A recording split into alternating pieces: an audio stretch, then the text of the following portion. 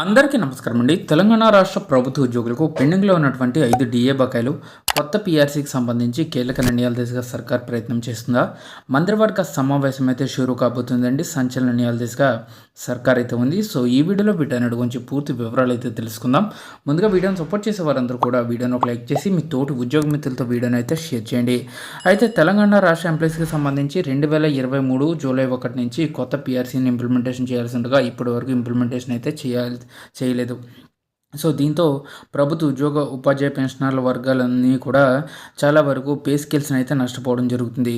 So కాబట్టి as soon as possible ప్రభుత్వం త్వరగతిన తెలంగాణ రాష్ట్రం ఏర్పడ్డాక వచ్చేటటువంటి రెండో పీఆర్సీని ఎంత వీలైతే అంత తొందరగా ఇవ్వాలి అని చెప్పేసి ప్రభుత్వ ఉద్యోగులు భావిస్తున్నారు. దీనికి సంబంధించి ఉపసంఘం కమిటీని కూడా నియమించడం జరిగింది డిప్యూటీ సీఎం అధ్యక్షతన. సో దీనికి సంబంధించి ఇప్పటివరకు ఎటువంటి అప్డేట్స్ కూడా ఈ కమిటీ అయితే తీసుకోలేదు.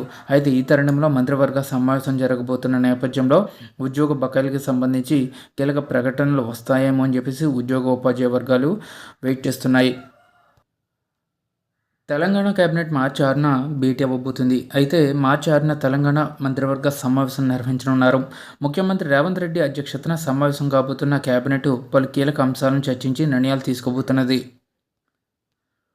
రాష్ట్రంలో రెండో దఫా కులగణన నిర్వహించిన నేపథ్యంలో వాటికి సంబంధించిన గణాంకాలపై కేబినెట్ చర్చించనుంది.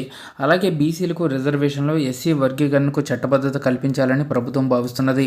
ఈ మేరకు మార్చిలో ప్రత్యేకంగా అసెంబ్లీని సమావేశపరుస్తారని ముఖ్యమంత్రి రేవంత్ రెడ్డి ఇదివరకు ప్రకటించారు. ఈ నేపథ్యంలో ఈ అంశాలపై కూడా మంత్రిమండలిలో చర్చించే అవకాశం ఉన్నది. అలాగే రాష్ట్రంలో ఎన్నో ఏళ్లుగా ఎదురు చూస్తున్న వారికి కొత్త రేషన్ కార్డులను పంపిణీ చేయాలని సీఎం అధికారులను ఆదేశించారు. ఎన్నికల కోడ్ కారణంగా పలు జిల్లాల్లో ఈ విషయంలో తర్జన భర్జన జరుగుతుంది.